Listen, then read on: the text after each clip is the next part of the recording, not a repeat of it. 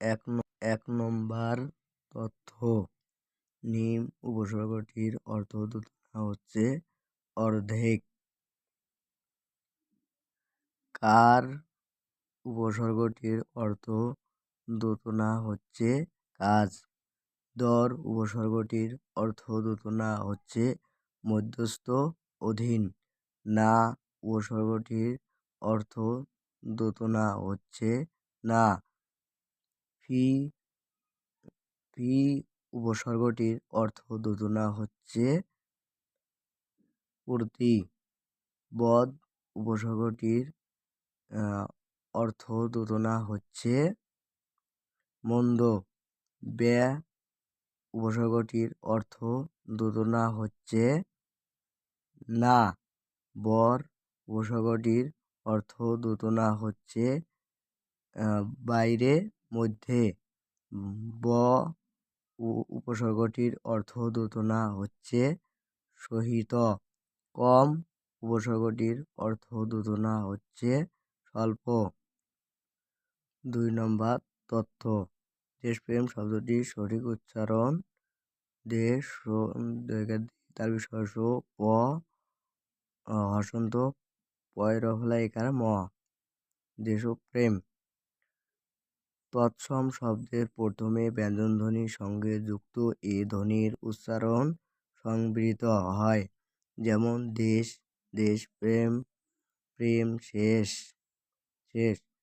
বাংলা ভাষায় সমাসবদ্ধ তৎসম শব্দ ব্যবহার হয় যেগুলো পৃথক উচ্চারণে হসন্ত হলেও সমাসবদ্ধ অবস্থায় মধ্য ও রক্ষিত হয়ে ও কারের ন্যায় উচ্চারিত হয়, যেমন রণতুর্য, রণতুর্য। রফলা যদি শব্দের মধ্যে ও অন্ত সংযুক্ত হয় তবে মূল বর্ণটি উচ্চারণ দিত হয় এবং র উচ্চারিত হয়, যেমন বিদ্রোহী, বিদ্রোহী। এই সূত্রত্রয় অনুসারে দেশপ্রেম, দেশপ্রেম। 3 নম্বর তথ্য, 18 বছর বয়স বেঁচে থাকে কিসে? দুর্যোগ আর ঝড়ে। কিশোর কবি সুকান্ত ভট্টাচার্য রচিত 18 বছর বয়স কবিতাটি মাত্রাবৃত্ত ছন্দে রচিত। কবিতাটি ছাড়পত্র কাব্যগ্রন্থ থেকে সংকলিত। প্রথম 18 বছর কি দুঃসাহস, শেষ লাইন এ দেশের বুকে 18 আসুক নেমে। উল্লেখিত লাইনটি তবু 18 বছর শুনেছে জয়ধ্বনি, এ বয়স বাঁচে দুর্যোগে আর ঝড়ে। বিপদের মুখে এ বয়স অগ্রণী, এ বয়স তবু নতুন কিছু তো করে। 4 নম্বর তথ্য, বেয়াই সম্প্রদায় আর যাই থাক, থাকাটা দোষের বাক্যটি শূন্যস্থানে বসবে তেজ। রবীন্দ্রনাথ ঠাকুর রচিত অপরিচিতা গল্পের দ্বিতীয় অংশের দ্বিতীয় অনুচ্ছেদে কল্যাণীর বাবা শম্ভুনাথ সেন সম্পর্কে এই কথাটি বলা হয়েছে। কল্যাণীর বাবা শম্ভুনাথ পেশায় একজন ডাক্তার। শম্ভুনাথ বাবুর বন্ধু পেশায় ছিলেন উকিল। 5 নম্বর তথ্য, কবির পূর্বপুরুষ যেমন পাহাড়ের কথা বলেছেন ও অতিক্রান্ত। আমি কিংবদন্তির কথা বলছি কবিতায় রচয়িতা আবু জাফর উবাইদুল্লাহ। আবু জাফর উবাইদুল্লাহ মন্ত্রী ছিলেন, কৃষি ও পানি সম্পদ মন্ত্রী। আমি কিংবদন্তির কথা বলছি কবিতাটি গদ্য ছন্দে রচিত। কবিতাটি রচনার মূল প্রেক্ষাপট বাঙালি সংস্কৃতির হাজার বছরের ইতিহাস।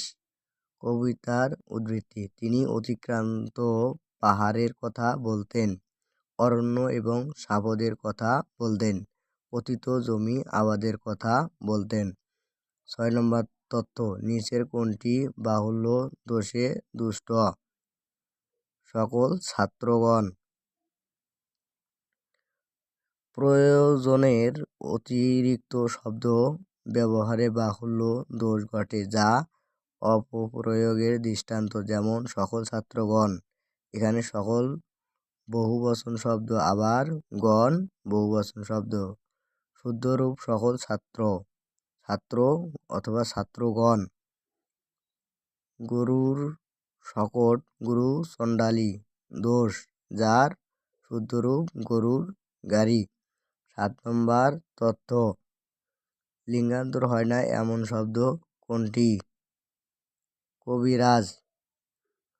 কতগুলো শব্দ কেবল পুরুষবাচক বোঝায়, এদের স্ত্রীবাচক শব্দ হয় না বলে এদেরকে নিত্য পুরুষবাচক শব্দ বলে। যেমন কবিরাজ, পুরোহিত, জামাতা, অকৃতদার, কৃতদার, যোদ্ধা, ঢাকি, কৃন্তিগীর ইত্যাদি। অপশনের অন্যান্য শব্দের লিঙ্গান্তর: সাহেব, বিবি, বিয়ে, বিয়াই, বিয়াইন, সঙ্গী, সঙ্গিনী। 8 নম্বর তথ্য, সংশয় এর বিপরীত শব্দ কোনটি? বিস্ময়। ভুল হয়েছে, সংশয় এর বিপরীত শব্দ প্রত্যয়।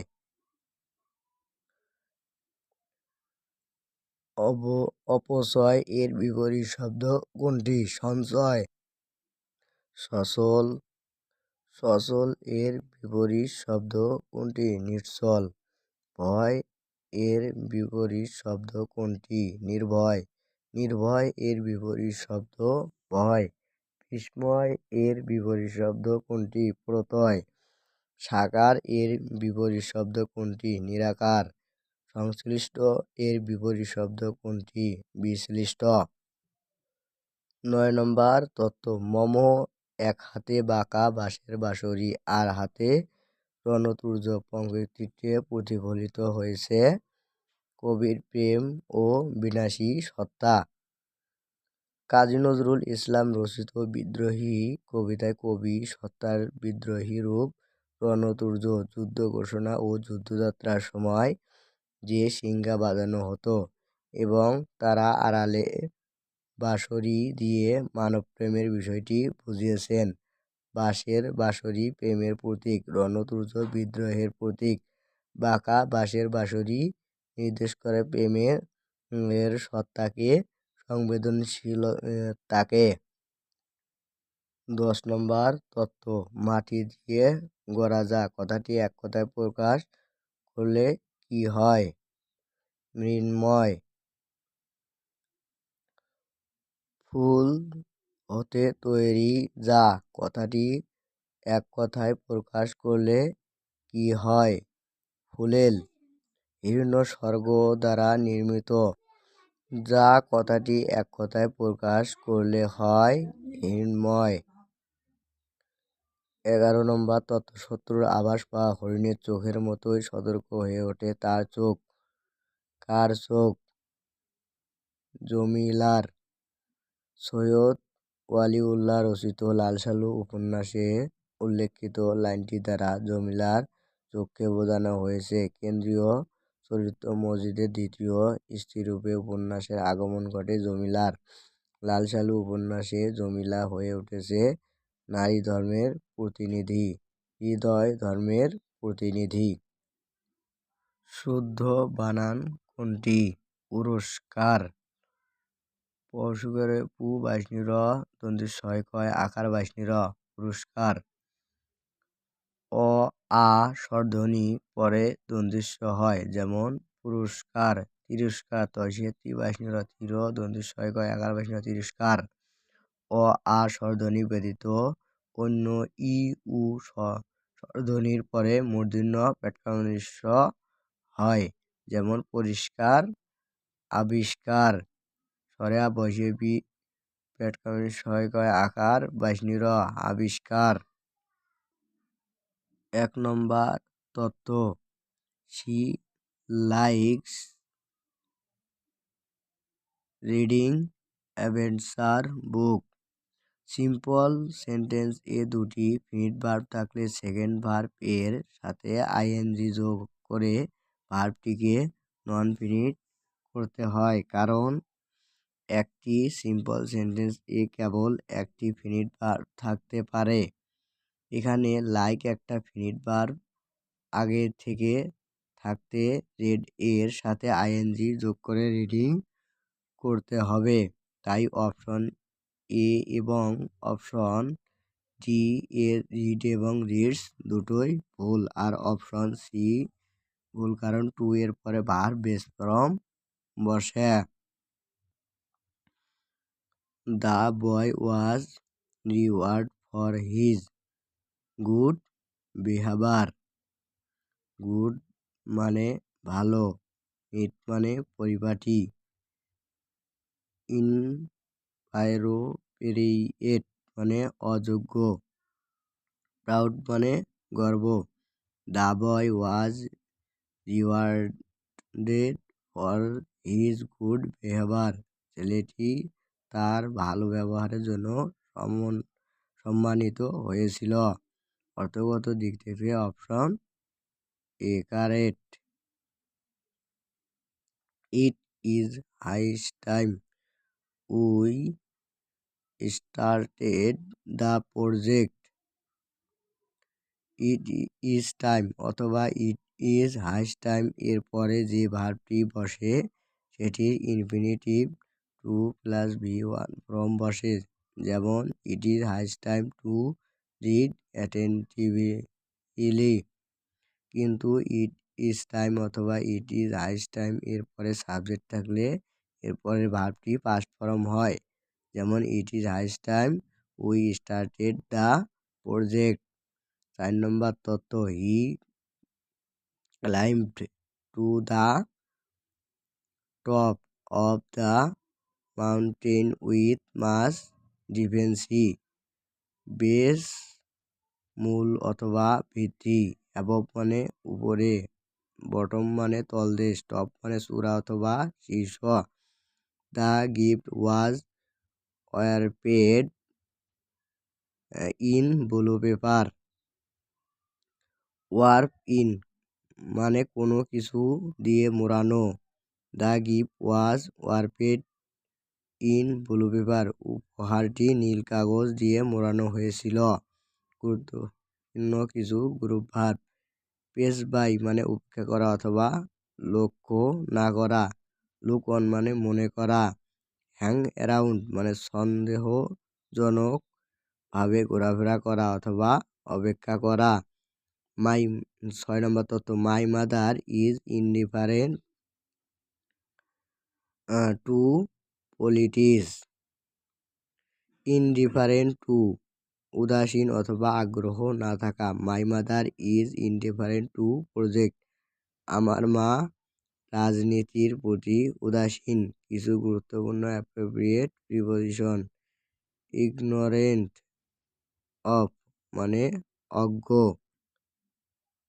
বেন্ট অন মানে সংকল্পবদ্ধ। সাফিসিয়েন্ট ফর মানে পর্যাপ্ত। রুমা ওয়াজ শোক at her friends conduct. Shocked at মানে অনেক বিস্মিত হওয়া অথবা হতবাক।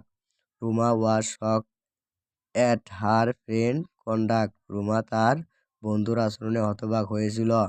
গুরুত্বপূর্ণ কিছু অ্যাপ্রোপ্রিয়েট প্রিপোজিশন। গিলটি অফ মানে অপরাধী। ইন্টারফেস উইথ মানে হস্তক্ষেপ করা। পারফেক্ট ফর মানে কারো অথবা কোনো কিছুর জন্য সঠিক হওয়া। The meaning has been postpone due to hat weather. এখানে মিনিং আনকাউন্টেবল নাউন, তাই হ্যাজ হবে। আর যেহেতু প্যাসিভ ফর্ম আছে তাই হ্যাজের পরে বিন বসবে।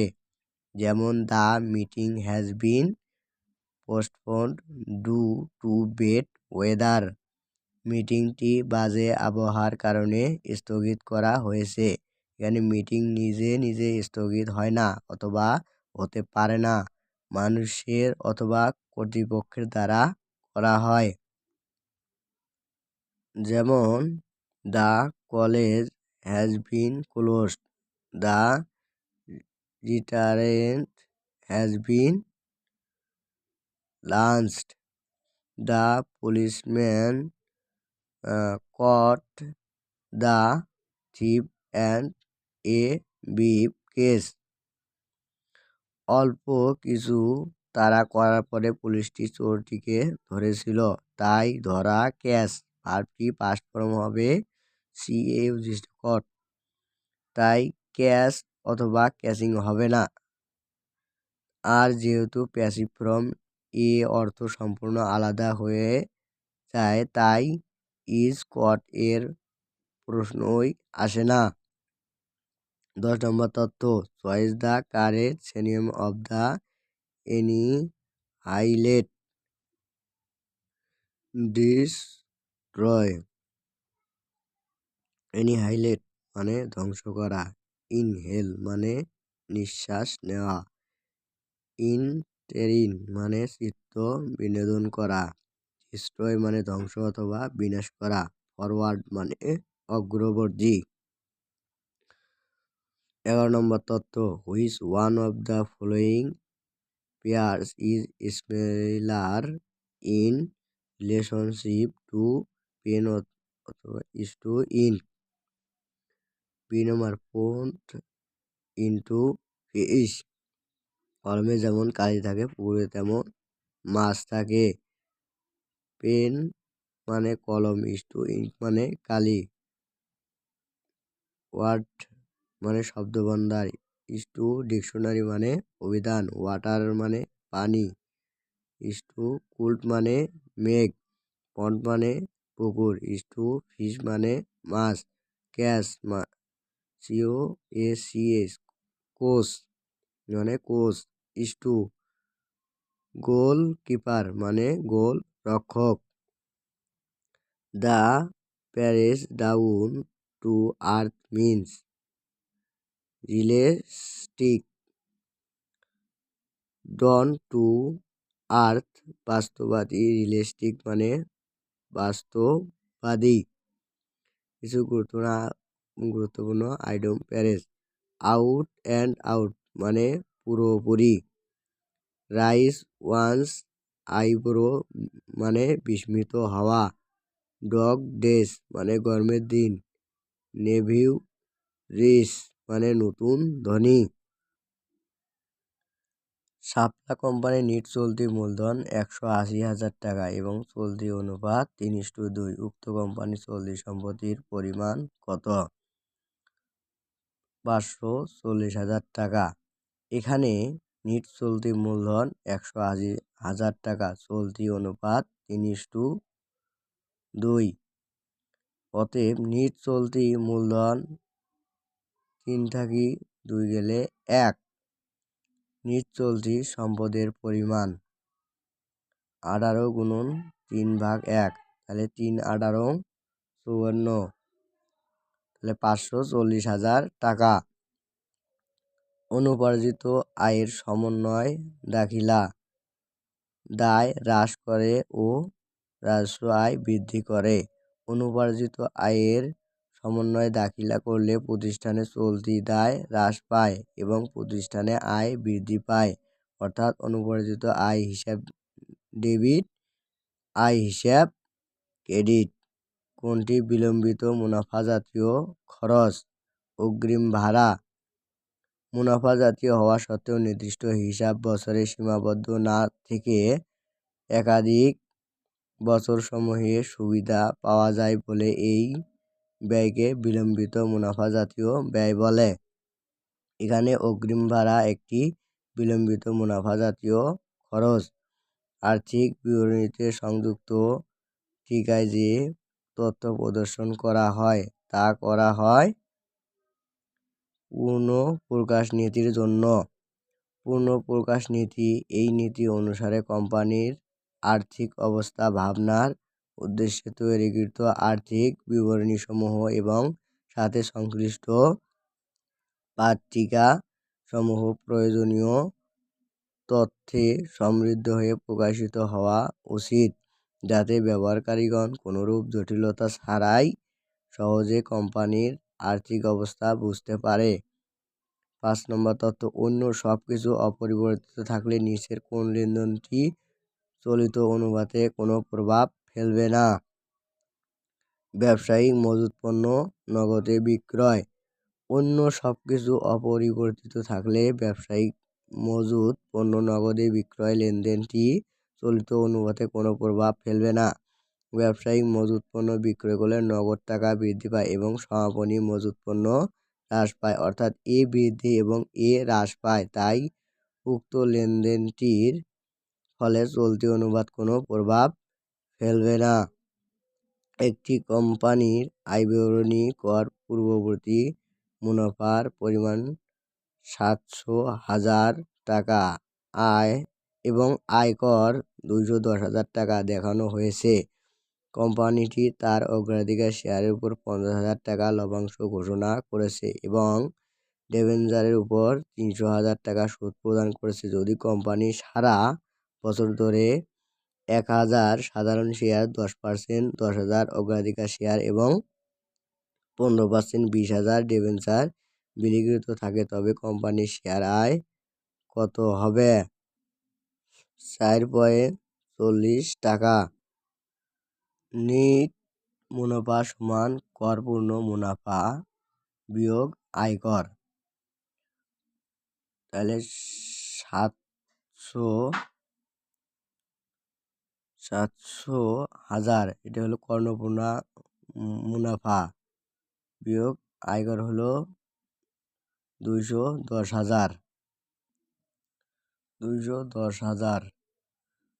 তাহলে 700 থাকি 200 চলে গেলে থাকে 490, তার মানে 490,000 টাকা।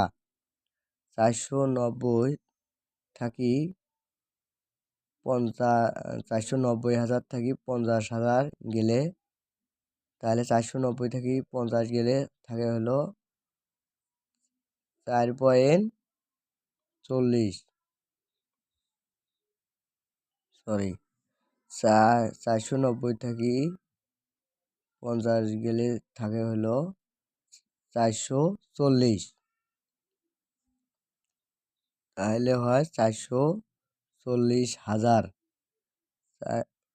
440,000 থাকি ভাগ করলে 100,000, তাহলে 440 ভাগ 100, তাহলে হয় 4.40। 7 নম্বর তথ্য। নিচের কোন বর্ণনা স্থায়ী সম্পদের সঠিক ব্যাখ্যা প্রদান করে? স্থায়ী সম্পদের আয়ুষ্কাল দীর্ঘ এবং ভবিষ্যতে যার আর্থিক মূল্য থাকে এবং যা বিশেষ করে পুনর্বিক্রয়ের উদ্দেশ্যে ক্রয় করা হয় না। রূপান্তর বলতে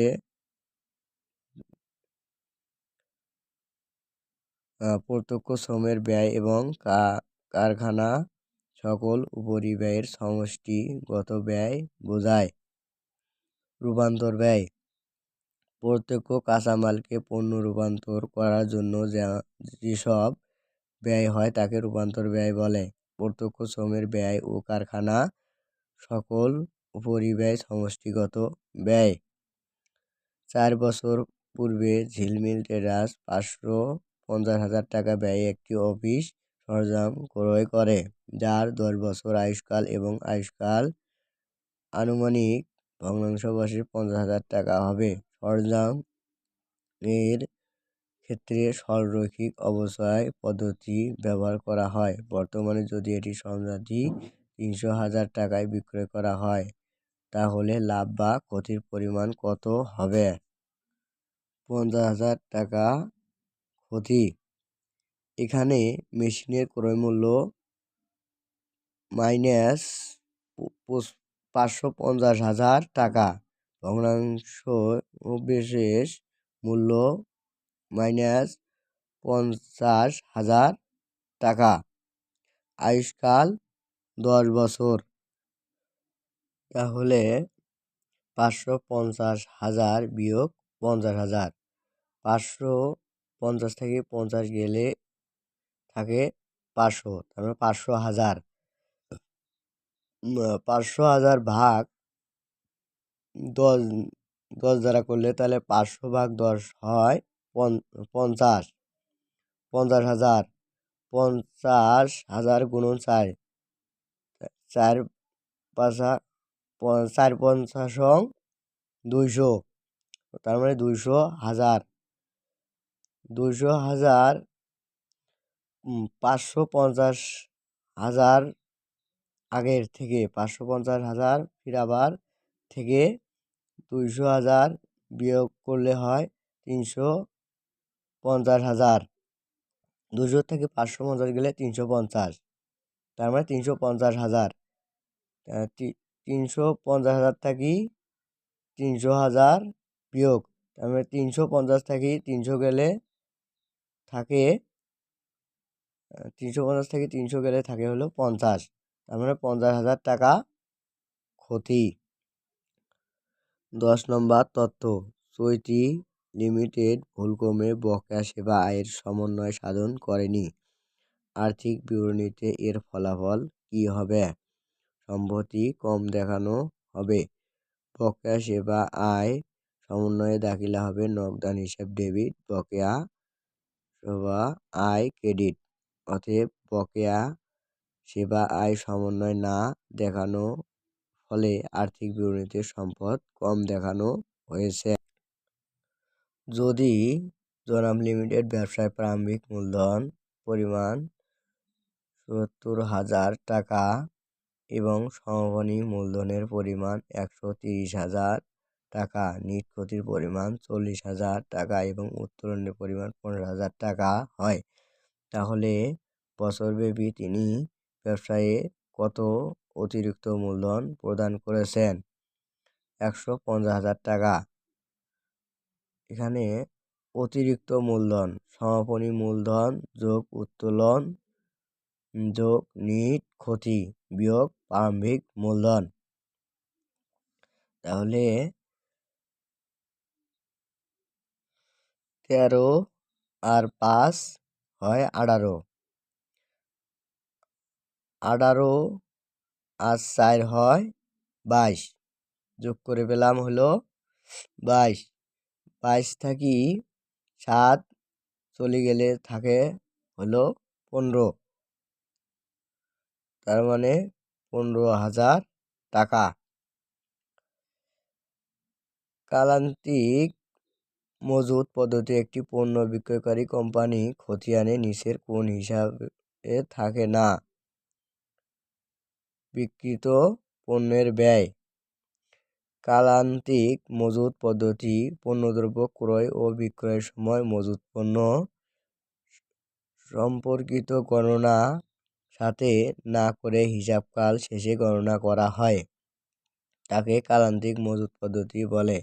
এই পদ্ধতিতে পণ্যদ্রব্যকে ব্যয় হিসাব লিপিবদ্ধ করা হয়। এই পদ্ধতিতে পণ্য বিক্রয়কারী প্রতিষ্ঠানে খতিয়ানে বিক্রিত পণ্যের ব্যয় হিসাবে থাকে না।